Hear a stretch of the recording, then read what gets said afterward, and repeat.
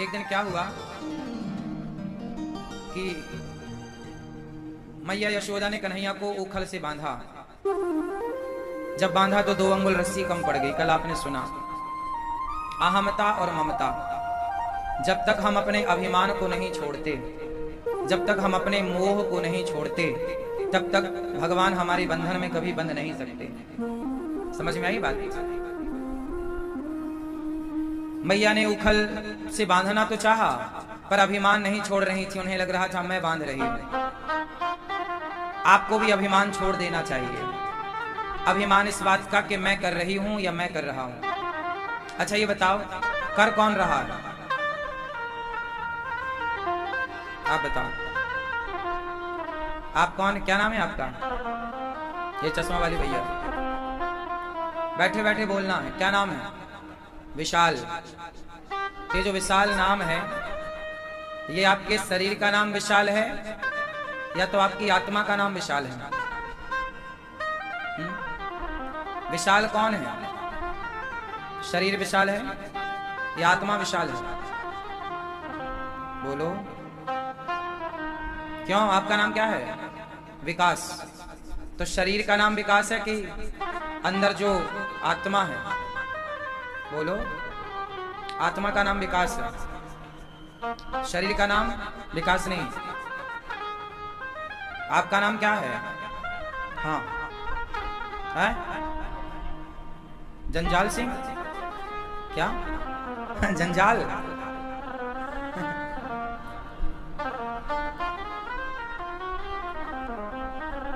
हमारा शरीर अनिरुद्धाचार्य किसका नाम है? शरीर का नाम है बेटा।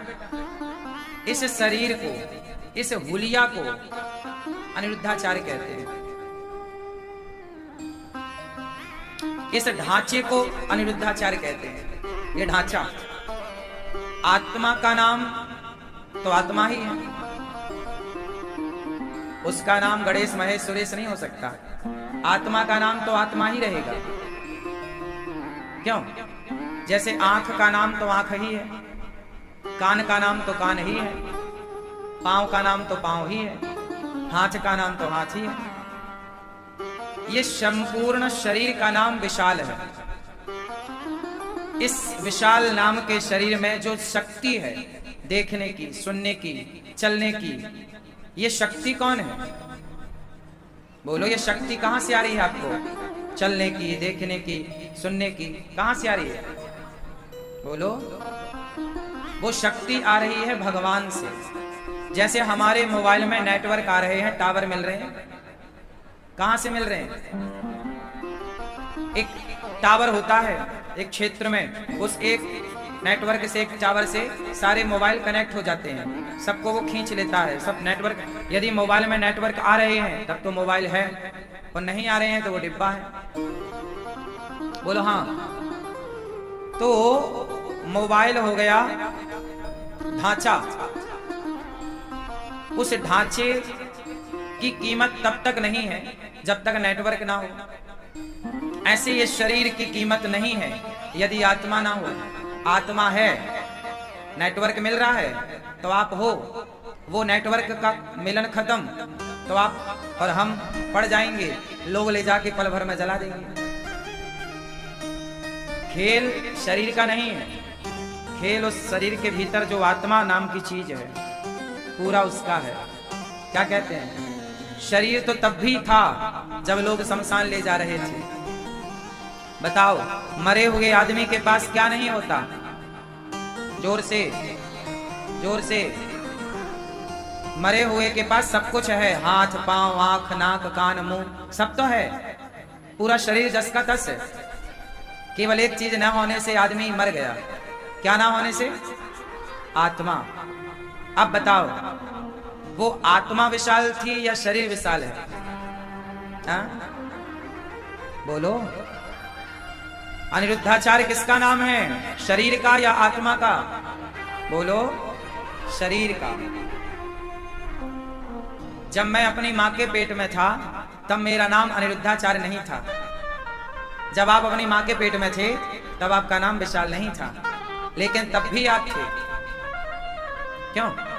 जब आप अपनी माँ के पेट में थे उस समय तो आपका नाम सीता गीता नहीं था, फिर भी तो आप थी ना। तो नाम तो कोई भी दे सकता है और कुछ भी दे सकता है। आपका नाम कुछ भी हो सकता है, इसमें क्या XYZ कुछ भी रख लो। ये तो एक पहचान है ना, संज्ञा सर्वनाम तो आप सब जानते हैं। व्यक्ति विशेष की पहचान को एक संज्ञा देनी ही होती है, नाम देना ही होता है। तो मेरे भीतर जो शक्ति है वो शक्ति आत्मा की है, परमात्मा की है। तो अब बताओ कि जो कुछ हो रहा है मेरे अंदर और मेरे बाहर, वो मैं कर रहा हूं या ईश्वर कर रहे हैं? मैं क्या कर रहा हूं? आप क्या करते हो? नौकरी करते हो? आप करते हो नौकरी? मैया आप क्या करती हो? आप क्या करते हैं? खजांची हो? आप क्या करते हो? बिजनेस करते हो? हम कुछ भी नहीं करते। हमारे भीतर एक शक्ति है, ईश्वर का अंश। वो भगवान जो चाहते हैं वो हम करते हैं। हम अपने मन से कुछ नहीं करते। रावण सीता मां को चुराया तो रावण ने अपने मन से चुराया कि राम की प्लानिंग थी? बोलो,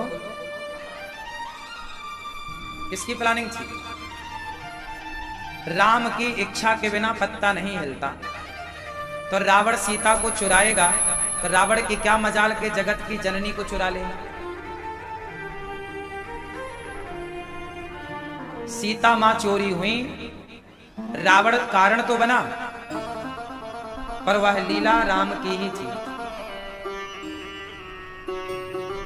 सीता चोरी ना जाती तो हनुमान जी की महिमा प्रकट ना होती। सीता चोरी ना जाती तो बाली की मृत्यु ना होती। सीता मां को रावण ना ले जाता तो जटायु को कोई ना जानता। रावण सीता मां को ना ले जाता तो शबरी को कौन जानता। तो लीला करनी थी इतनी सारी, और सीता मां भी कह रही थी कि हमें सोने का मृग चाहिए। तो राम जी बोले कि जब मेरे से मन हट गया सीता का और सोने चांदी में लगने लग गया तो चलो कुछ दिन के लिए सोने की लंका में ही भेज देते हैं। सीता मां ने कहा ना कि हमें सोने का मृग चाहिए। तो राम जी ने सोचा सोने के मृग से क्या होगा, सोने की लंका ही भेज देते हैं। तो जो संसार में हो रहा है, आप मानो या मत मानो, कहीं ना कहीं वो हरी इच्छा है। इसलिए घमंड ये मत करो कि मैं कर रहा हूं, मैंने इतनी तरक्की की, मैंने इतना पैसा कमाया, मैं नहीं कर रहा हूं। मेरे से भगवान करा रहे हैं, मेरे ऊपर ईश्वर की शक्ति काम कर रही है। मैं कठपुतली हूं, सबही नचावत राम गोसाई। अच्छा एक बात बताओ, अब यहाँ एक दूसरा सवाल आप लोग हमसे कर सकते हैं कि महाराज जी जब सारा कुछ भगवान की इच्छा से होता है तो चोर चोरी करता है, तो क्या ये भी भगवान की इच्छा होती है? फिर गलत काम करने वाला गलत करता है, तो क्या ये भी भगवान की इच्छा होती है? अच्छा ये बताओ, रावण ने चोरी ही तो की थी, सीता मां को क्या किया? चुराया। तो रावण ने क्या किया? बोलो बोलो, रावण ने चोरी की।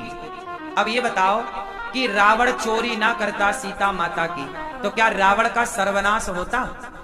क्या उसके पापों का अंत होता? तो पापों का अंत करना था, इसलिए भगवान ने ऐसी मति बना दी कि वो जाके चुरा के ले आया सीता माता को, और उसने विनाश को निमंत्रण दे दिया, सर्वनाश को निमंत्रण दे दिया। विचार करो जरा ठंडे दिमाग से कि रावण ने सीता मां को ना चुराया होता तो रावण के पुतले भला क्यों जलाए जाते? रावण का अपयश क्यों होता? सोने की लंका क्यों जलती? क्यों क्यों रावण के 1 लाख बेटा मारे जाते? क्यों रावण के 1.25 लाख नाती मारे जाते? 1 लाख पूत 1.25 लाख नाती, जिसके घर पे दिया ना बाती, ये कहावत चलती है। तो रावण ने सीता मां को चुराया तो उसके सर्वनाश का रास्ता साफ हो गया, क्योंकि पाप किया है तो अंत तो होगा।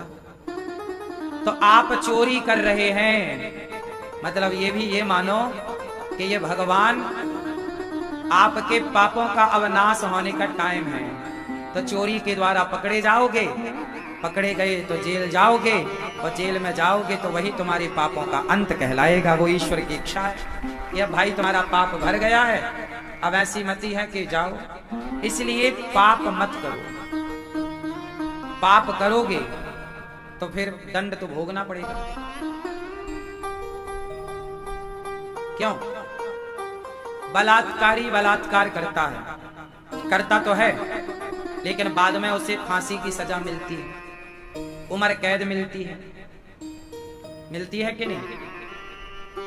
बस यही है ईश्वर का विधान कि तुम जब गलतियां करते हो तो तुम्हें बस वो अंत है। तो विनाश काले विपरीत बुद्धि, जब व्यक्ति के विनाश का समय नजदीक होता है तो बुद्धि विपरीत हो ही जाती है। वो विनाश का टाइम है,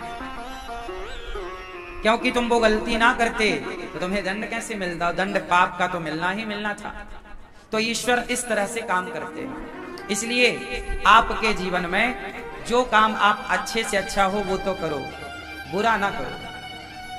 और जो हो रहा है वो तुम नहीं कर रहे हो। कौन कर रहा है? मैया भैया चला लो मोबाइल, नहीं तो क्या कर रहे थे? किसको किसको मैसेज दे रहे थे?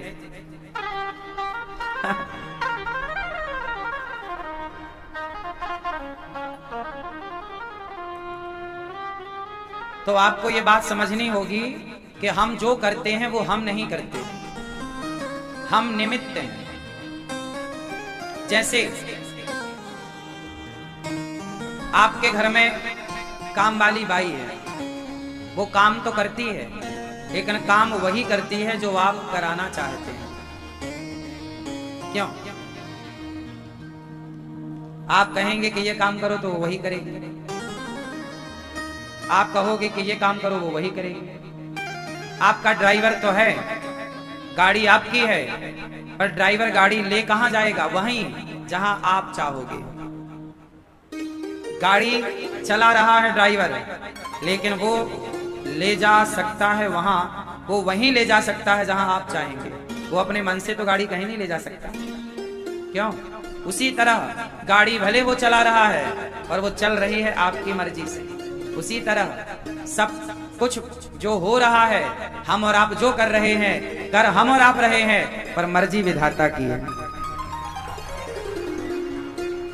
अब यहां एक चीज और क्लियर कर दूं मैं, कंफ्यूजन आपका दूर। अच्छा ये बताओ कि ड्राइवर जब गाड़ी चलाता है तो आपकी मर्जी से गाड़ी ले जाता है, लेकिन गाड़ी का एक्सीडेंट हो गया, फॉर एग्जाम्पल गड्ढे में गिर गई तो डिवाइडर में चढ़ गई, तो अब बताओ क्या ये आपकी इच्छा थी? गाड़ी आपकी मर्जी से चल रही थी। आप चाहेंगे तो एयरपोर्ट जाएगी, आप चाहेंगे स्टेशन जाएगी, आप चाहेंगे बस स्टैंड जाएगी, ड्राइवर वहीं ले जाएगा जहां आप चाहेंगे। लेकिन गाड़ी का एक्सीडेंट हो गया तो क्या आपने चाहा था? अब बताओ इसमें गलती किसकी है? उत्तर, क्या मालिक की गलती है या ड्राइवर की गलती है? बोलो। ड्राइवर की गलती है। क्यों? उसके पास एक्सीलेटर भी होता है और ब्रेक भी होता है। भाई तुम्हारे हाथ में कंट्रोलिंग है ना, क्यों नहीं कंट्रोल की गाड़ी? क्यों एक्सीडेंट हो गया? उसी तरह जब आप किसी के घर में चोरी करने जाते हैं तो आपको ईश्वर अक्ल तो दे रखे हैं ना, आपको पता है कि ये चोरी करना सही है या गलत है। जब पता है कि चोरी करना गलत है तो आपने क्यों किया? भरी सभा में जब द्रौपदी के कपड़े उतारे दुर्योधन ने, तो क्या दुर्योधन को यह नहीं पता था कि मैं गलत कर रहा हूं? क्या शकुनी को नहीं पता था कि मैं गलत कर रहा हूं? क्या दुशासन को नहीं पता था कि हम गलत कर रहे हैं? और जब आपने गलत किया है तो फिर भोगेगा कौन? इसमें ईश्वर जिम्मेदार नहीं है। सब आप कहेंगे कि जब सब कुछ भगवान की इच्छा से होता है, ईश्वर की मर्जी के बिना पत्ता नहीं हिलता, तो फिर आप ये कहेंगे कि सारे गलत काम भगवान करा रहे हैं। नहीं, भगवान नहीं करा रहे हैं। आपको ईश्वर ने विवेक तो दे रखा है, सही गलत की समझ दे रखी है। मैं आपसे कहूं कि आग में कूद जाओ, क्या आप आग में कूदेंगे? बोलो जोर से। पता है ना कि गलत है। जब आपको ये पता है कि आग में कूदना गलत है, तो क्या जब आप चोरी कर रहे थे, आप बलात्कार कर रहे थे, तब क्या आपको पता नहीं था कि ये गलत है? पता था ना। हर बलात्कारी को पता होता है कि ये गलत है, हर चोर को पता होता है ये गलत है, हर झूठ बोलने वाले को पता होता है कि झूठ बोलना पाप है। जब पता था तो गलत क्यों किया? और तुमने गलत किया है तो दंड भोगने को तैयार हो जाओ। ईश्वर तो फिर दंड देते हैं। हर चीज ईश्वर के माथे ना मर देना, ये सब भगवान करा रहे हैं। आदमी अच्छा करता है तो खुद अपना श्रेय ऊपर ले लेता, जी हमने किया, और कुछ बुरा हो जाए तो उसे लगता है भगवान ने किया। आपको समझ है हर अच्छे और हर बुरे की। इसलिए दुर्योधन ने बुरा किया द्रौपदी के साथ, तो उस बुरा का परिणाम मिला। रावण ने बुरा किया माता सीता के साथ, बुरे का परिणाम मिला। इसलिए हम बच के रहें।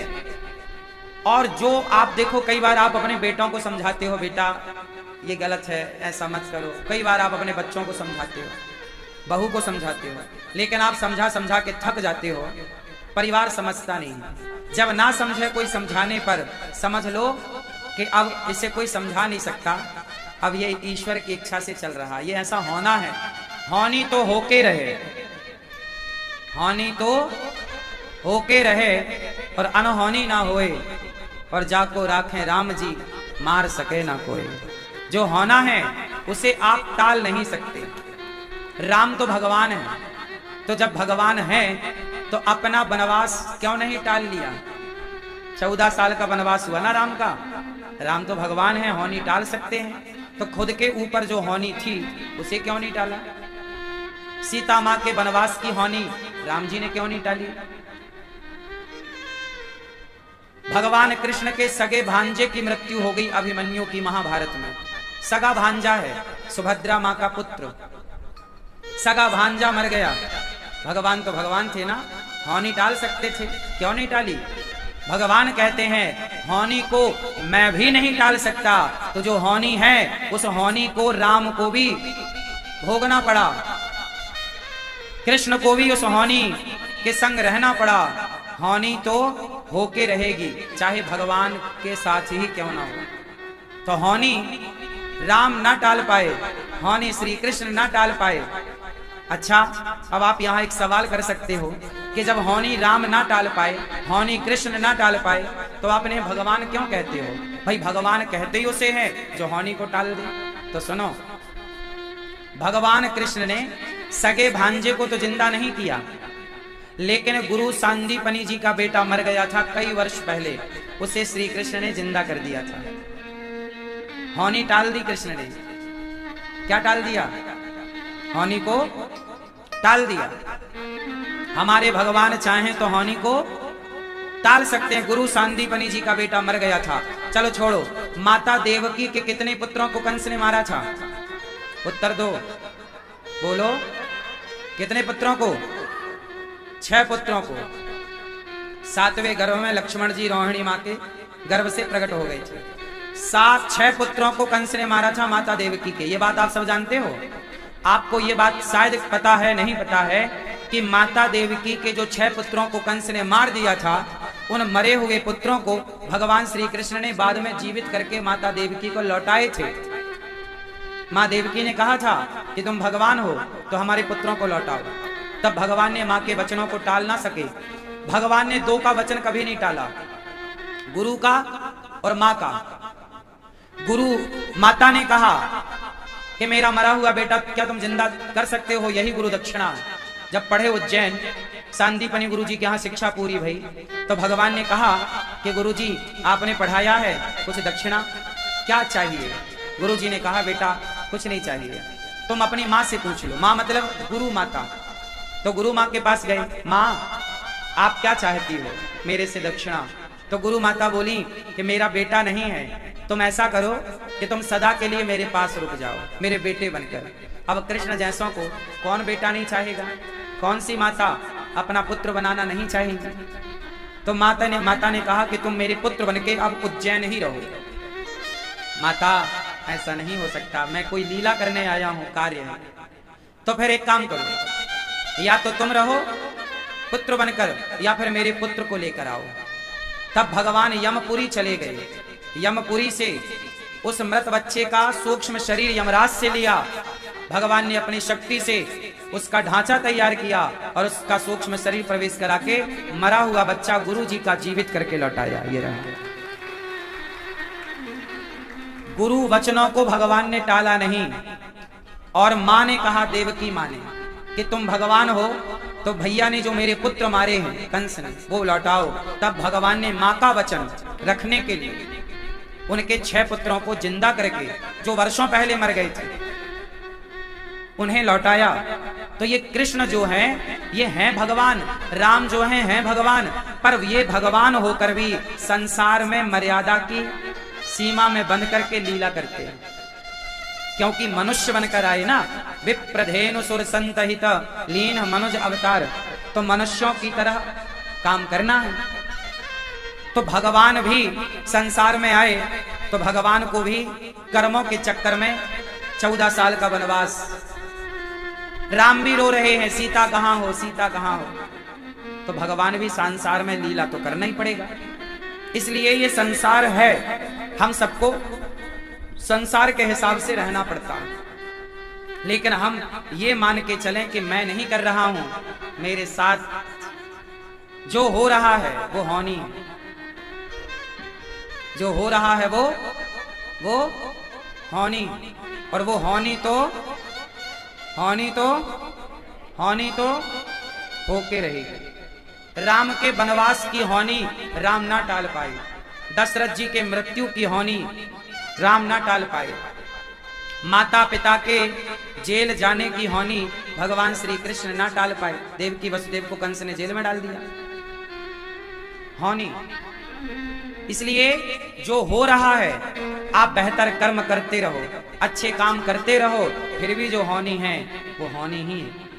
उसे आप और हम नहीं टाल सकते। वो हमारे और आपके बस में, बोलो हाँ या ना, वो हमारे और आपके बस में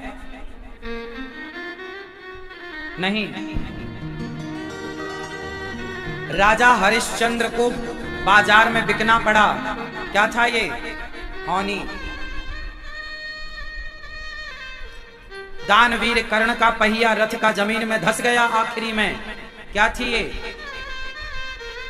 होनी। तो आपके साथ जो हो रहा है वो क्या है?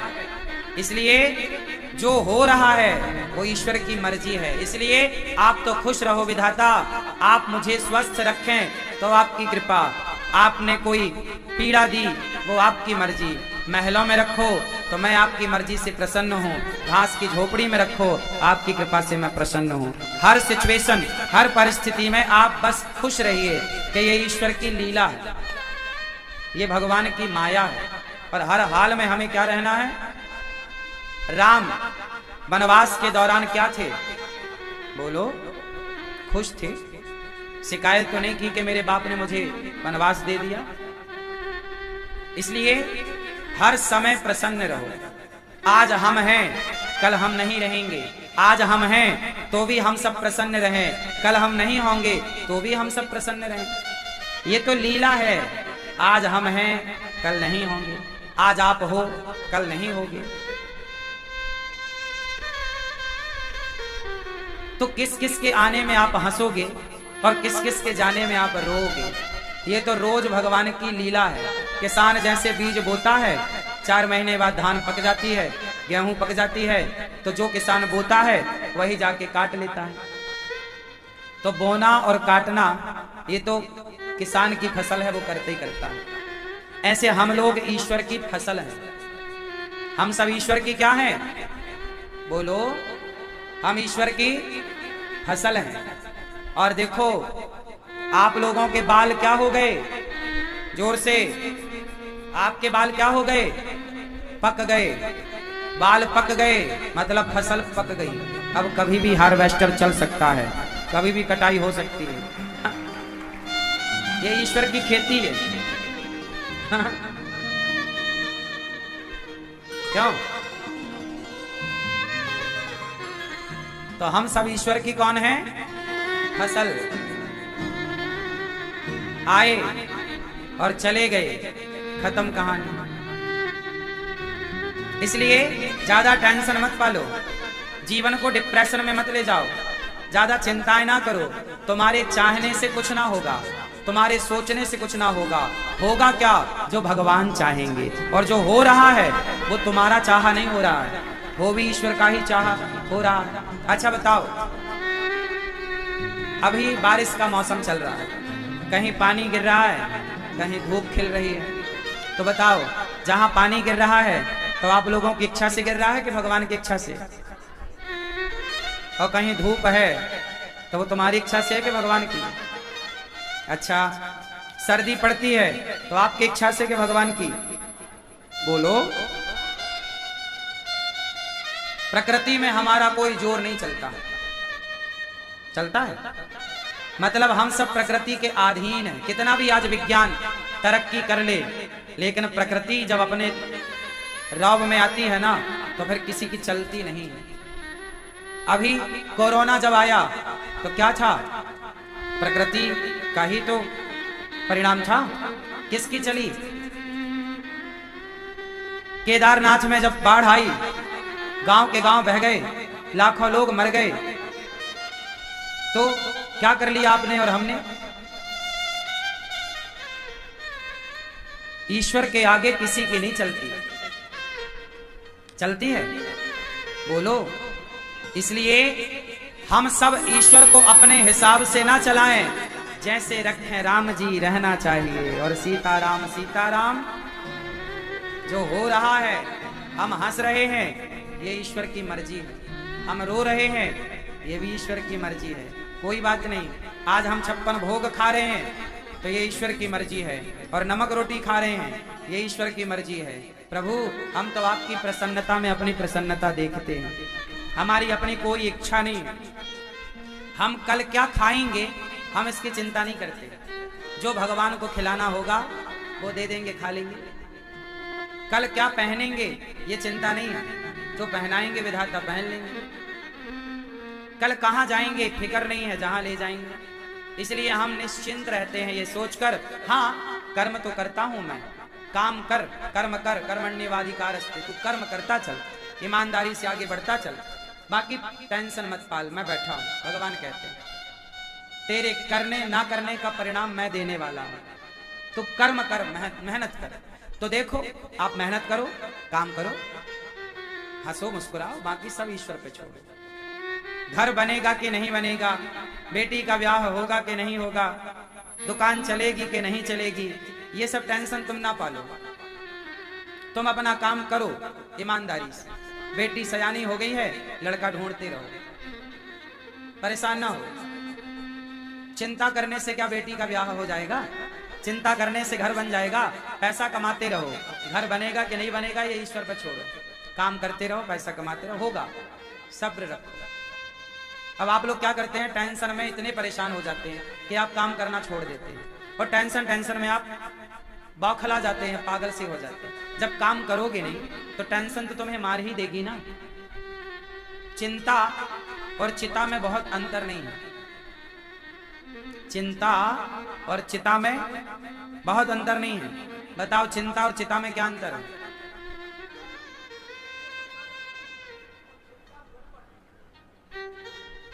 मैया, चिंता और चिता में क्या अंतर है?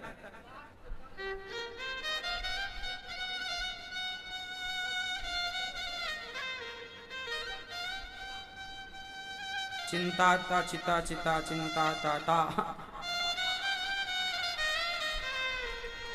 चिंता और चिता में इतना अंतर है कि चिंता, जो चिता है वो मुर्दे को जलाती है, चिता मुर्दे को जलाकर राख करती है और चिंता चलते फिरते जिंदा इंसान को जलाकर खाक कर देती है।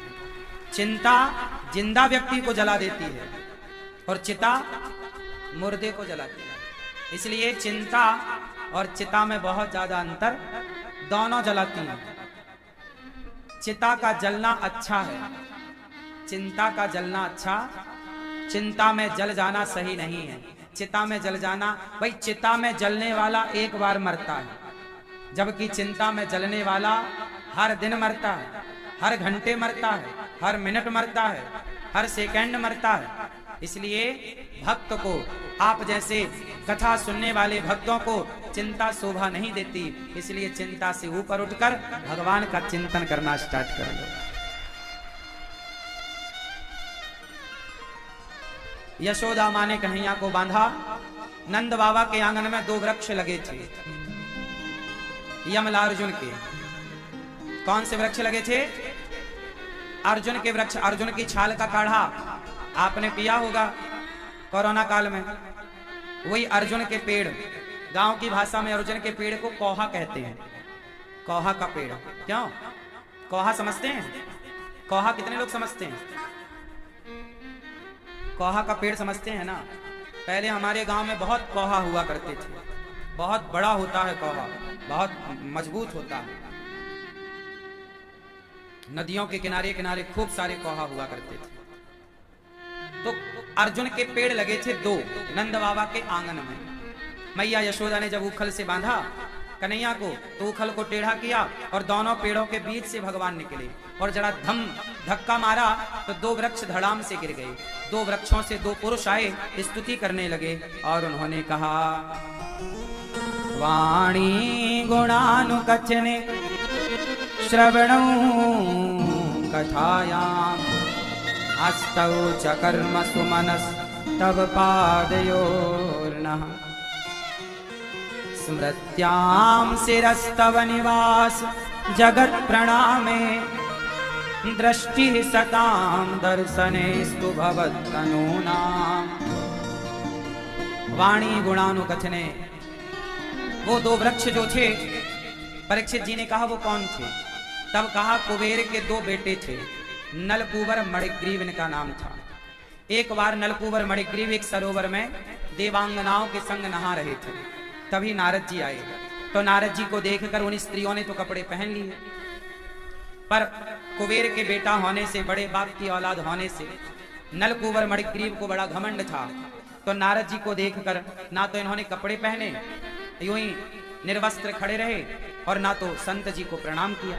तो नारद जी ने श्राप दे दिया कि तुम संतों को देखकर वृक्षों की तरह खड़े हो, प्रणाम करना भी नहीं जानते, जाओ तुम वृक्ष हो जाओ। चरणों में गिर पड़े नलकूबर महाराज, क्षमा क्षमा।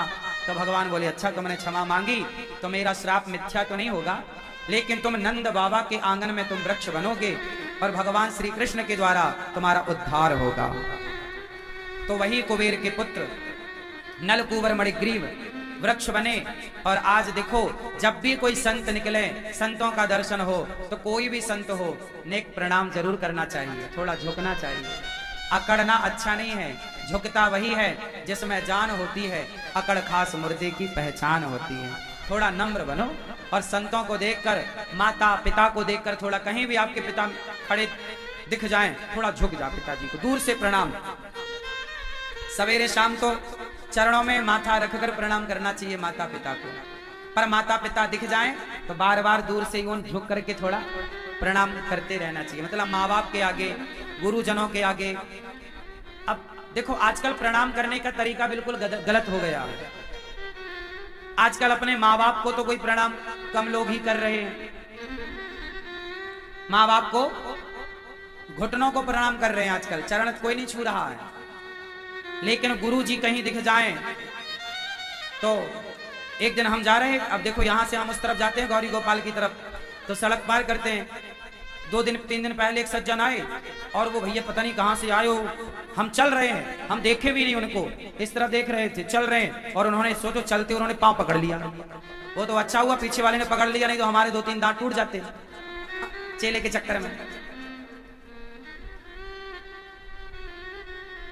तो ऐसा पांव नहीं पकड़ा जाता कि तुम दांत ही तोड़ दो किसी के। प्रणाम का मतलब है माता पिता को प्रणाम करो। और गुरुजनों को प्रणाम कैसे किया जाए? दूर से, छूने की जरूरत नहीं है। आजकल लोग क्या कहते हैं? चरण छूना है, चरण छूना है। छूने की जरूरत ही नहीं। गुरुजनों में श्रद्धा हो और जहां आप हैं वहीं से प्रणाम किया जाए। जैसे बिहारी जी को हम सब छूते नहीं हैं, लेकिन जहां खड़े होते हैं वहीं से हम बिहारी जी को प्रणाम करते हैं। तो क्या हमारा प्रणाम बिहारी जी स्वीकार नहीं करते होंगे? करते हैं। उसी तरह प्रणाम का अर्थ स्पर्श नहीं है, प्रणाम भाव का विषय है। जब आप प्रणाम करते हैं तो आपका वह भाव भगवान तक पहुंच जाता है और गुरु तक पहुंच जाता है। इसलिए छूने की आवश्यकता किसी को नहीं है सिवाय माता पिता के। माता पिता को छूकर प्रणाम करो, चरणों पे माथा रख के प्रणाम करो। बाकी और किसी को दूर से नमस्कार ऐसे, ठीक है? गुरुजन दिख जाए, जहां आप खड़े हैं वहीं से अपना माथा जमीन पे रख के प्रणाम कर सकते हैं। पांव ही पकड़ के पांव पे ही माथा रखें, ये इसकी आवश्यकता बिल्कुल नहीं। अब कोई जा रहा है, सोचिए सोचिए, कई बार हम सीढ़ी से उतर रहे होते हैं, आपकी श्रद्धा अच्छी है, आपका भाव पवित्र है, लेकिन आपके इस भाव से कल को आपको चोट लग गई तो लोग तो ये कहें, अब देखो हम सीढ़ी से उतर रहे हैं, और तभी कुछ लोग ना पांव पकड़ लेते हैं। अब या तो आपको चोट लगेगी या तो हमें चोट लगेगी, हाँ या ना? आपको चोट लग सकती है कि हमारा, अब चलते हुए किसी को आप पकड़ लो तो वो गिरेगा, आपके ऊपर गिरेगा। यदि आपके ऊपर कोई गिरा तो आपको चोट लगेगी, और गिरा है तो उसे भी चोट लगेगी। तो इससे क्या होगा कि अच्छा, लोग जो देखने वाला दर्शक वो क्या करेगा? अरे देखो महाराज जी तो रौंद करके चले गए। देखने वाला क्या कहेगा कि देखो उनको लात मार के चले गए। भाई जब आदमी चलेगा और आप पांव पे गिरेंगे या पांव पकड़ेंगे तो वो पांव आपको जरूर लगेगा, नहीं लगेगा? पहले हम ना लकड़ी की वो खड़ाऊ पहनते थे, तो लोग बड़ी श्रद्धा से पांव पे गिरते, और खड़ाऊ तो लकड़ी की है, और वो यदि आपकी उंगली पर रख गई ना तो पिचक जाएगी। फिर हमें लगा कि फिर हमने खड़ाऊ पहननी छोड़ दी कि उससे आपकी उंगली में चोट लग सकती है। क्योंकि लोगों को, आप जितने बैठे हैं आप तो सुन रहे हैं तो समझ जाएंगे, कल फिर आपकी जगह यहां कोई दूसरा के बैठेगा, रोज रोज एक ही बात थोड़ी समझाएंगे, हाँ या ना? लकड़ी की खड़ाऊ पहन के यदि हम चले और आपने यदि प्रणाम करने के चक्कर में यदि पांव, और चलते समय यदि धोखे से आपकी उंगली में रख गई तो वो उंगली सीताराम हो जाएगी, हाँ या ना? बाद में फिर आप कहोगे अरे देखो गुरुजी ने हमें मार दिया, फिर जाओ पुलिस कंप्लेंट करने, अरे देखो हमें यहां से मार दिया। इसलिए आप भी सुरक्षित रहें और गुरुजी भी सुरक्षित रहें। गुरु और शिष्य के बीच की एक जो मर्यादा है, यदि वो बनी रहे तो फिर वो बहुत अच्छा है। आज हर जगह एक मर्यादा की आवश्यकता है। किसकी जरूरत है? एक मर्यादा की। एक पिता पुत्र की भी एक मर्यादा होती है, एक माँ बेटे की भी एक मर्यादा होती है। हमारे यहाँ एक मर्यादा है। नारद जी ने देखा कि इसने मर्यादा का पालन नहीं किया, प्रणाम नहीं किया। प्रणाम मतलब भाई ऐसे कर लेते, नहीं किया श्राप लगा। इसलिए कोई भी संत मिले तो प्रणाम जरूर करना चाहिए, पर पांव पकड़कर नहीं, जहां हो वहीं से नमस्कार। बात समझ में आई? तो श्री नंद बाबा के आंगन के दो वृक्ष थे, दोनों का भगवान ने उद्धार किया। दोनों ने कहा वाणी, मेरी वाणी आपका गुणगान करती है, मेरे हाथ आपकी सेवा करते हैं। एक दिन क्या हुआ कि भगवान ने माता सुखिया पर कृपा की, इनका उद्धार हुआ। अघासुर, एक अघ मतलब होता है पाप, अघ मतलब मैया, ओ पीली मैया कहां चली मेरी माँ, बैठ जाओ मैया, आप बैठो, मेरी माँ जा रही हो, टाटा कर लो। एक झोला कथा सुन ली आपने, क्यों? एक झोला पैक, ठीक। जल्दी आना, मैया जा रही हो आप, टाटा कर लो, जल्दी आना। अब तो पैटा बैठ जाओ, जितने लोग हैं शांति से। अघ कहते हैं पाप को। एक अघासुर नाम का दैत्य कंस ने भेजा, जाओ। भगवान श्री कृष्ण उस समय बछड़े चरा रहे थे जंगल में। अघासुर आया और बड़ा मुंह फाड़ के बैठ गया। तो भगवान ने ग्वाल वालों के संग खेल खेला, लुक्का छिपी का। तो जाकर के जब छिपे ग्वाल वाल, तो सांप के मुंह को गुफा मानकर छिप गए। जब सांप के मुख को गुफा मानकर छिपे, तो भगवान ने रोका, अरे मत जाओ वहां, वो सांप है, वो पाप अघासुर है, राक्षस तुम्हें मारने आया। जब ब्रजवासियों ने सुन लिया कि कन्हैया रोक रहे हैं, पर सुनकर भी अनसुना कर दिया। और भगवान ने कहा कि जब भक्त चले गए तो मैं भी चला जाऊं। वो अघासुर कृष्ण के इंतजार में ही था। भगवान गए, अघासुर ने मुंह बंद किया। भगवान ने छोटा सा रूप बना के नासिका छिद्र में जाकर बैठ गए। अघासुर का उद्धार हुआ और उसके प्राण निकल गए। प्राण ज्योति जाकर भगवान के चरणों में समाई और कृपा दृष्टि डाली, तो जितने ब्रजवासी अघासुर के मुंह में गए सब मर गए थे। पुनः भगवान की कृपा से वो जीवित हो गए। अघ कहते हैं पाप को। सुनो, जब आप कोई भी गलत काम करते हो, तो आपने कभी ध्यान से सुना हो, जब आप कोई भी गलत काम करते हो तो आपके कानों में एक आवाज आती है कि ये गलत है। बताओ वो आवाज किसकी होती है? जब भी कोई भी आप गलत काम करते हो तो एक बार आपके भीतर से एक आवाज आती है, आपके अंदर से एक आवाज आती है कि ये गलत है। लेकिन आप उस अंदर की आवाज को सुनकर भी अनसुना करते हैं और वो गलत काम कर लेते हैं। हर शराबी को शराब पीने के पहले एक आवाज आती है कि ये गलत है। हर मांसाहारी को मांस खाने के पहले एक आवाज आती है कि ये गलत है, पर वो सुनी आवाज अनसुना करता है। हर बलात्कारी को एक बारी अंदर से आवाज आती होगी कि ये गलत है, पर वो सुनकर आवाज अनसुना करता है। जानते हो वो आवाज किसकी थी? बोलो। वो आवाज होती है जो हम सबके भीतर बैठे भगवान हैं, वो हमें रोकते हैं हर गलत काम से। बेटा मत कर, मत जा, वो गलत है। लेकिन आप उस ईश्वर की आवाज को सुनकर अनसुना कर देते हैं और बाद में कहते हैं कि हमने थोड़ी किया, सब भगवान की मर्जी से हो रहा है। रोका था ना भगवान ने, क्यों नहीं माने? एक गुरुजी के एक चेला था। सुनो, ध्यान से सुनना एक बात। ये सब वेदांत की और उपनिषदों की बातें हैं जो हम आपको कहेंगे समझने के लिए। बहुत गहरी और बहुत बड़ी शास्त्रोक्त बातें हैं। एक गुरुजी के एक चेला था। गुरुजी ने कहा, बेटा भगवान सबके रक्षक हैं। याद करना गुरुजी ने क्या क्या कहा। भगवान सबके रक्षक हैं। भगवान सबके, भगवान सबके, भगवान सबके।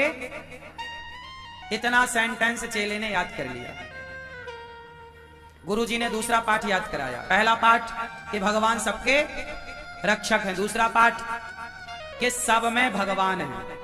सब में आज दो पाठ पढ़ाए गुरुजी ने कि सब में भगवान है और सबके रक्षक भगवान। सब में ईश्वर और सबके रक्षक।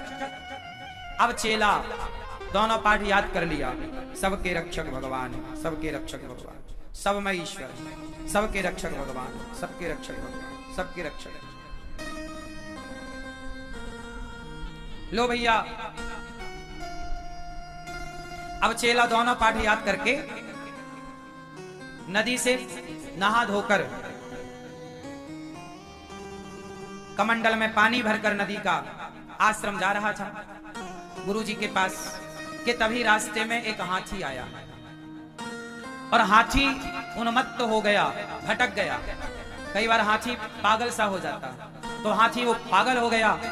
जो मिल जाए सबको रौंदता हुआ जाए, सूंड से उठा के पटक दे और पांव रख के मार दे। पागल सा हो गया हाथी। अब जो हाथी के ऊपर महावत बैठा वो चिल्ला रहा, हट जाओ, हटो, यह हाथी पागल हो गया, सब भागो। सब भाग गए, सब दूर दूर भाग गए। कोई पेड़ में चढ़ गया, कोई दूर खड़ा हो गया। लेकिन ये चेला बोले सबके रक्षक भगवान। जब महावत बोला कि भागो तो सब भाग गए, पर ये सड़क में खड़ा रहा चेला। गुरुजी ने कहा है कि सबके रक्षक भगवान। गुरुजी ने पाठ क्या पढ़ाया था कि सबके रक्षक। तो उसने कहा मुझे पूरा विश्वास है कि भगवान मेरी रक्षा जरूर करेंगे। अब वो खड़ा, हाथी मैं बैठा, महावत बोला भाग।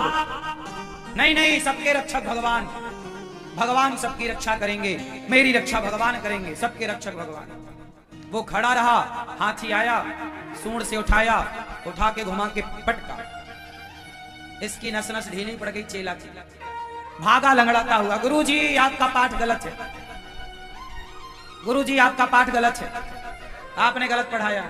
क्या गलत पढ़ाया? आपने बोला सबके रक्षक भगवान है। हाँ हाँ, तो मैंने सही तो बोला कि सबके, हाँ नहीं गलत बोला आपने। सबके रक्षक भगवान होते तो आज वो हाथी मुझे उठा के पटकता ना, मैं मरते मरते बचा।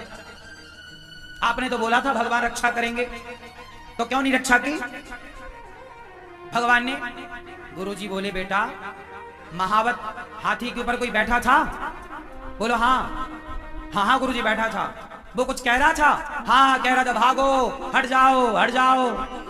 तो गुरुजी बोले वो हाथी के ऊपर जो महावत था, वो महावत के रूप में भगवान ही तो थे, जो कह रहे थे भैया भाग जा, ये हाथी पागल हो गया, हट जा। तो तूने भगवान की बात क्यों नहीं सुनी? सबके रक्षक भगवान हैं, तो वो भगवान ही उस महावत के रूप में चिल्ला रहे थे भाग, हट जा। क्यों नहीं सुनी? और सुन, जब तूने उस महावत रूपी भगवान की बात नहीं सुनी तो हाथी रूपी भगवान ने उठाकर पटक दिया तुझे।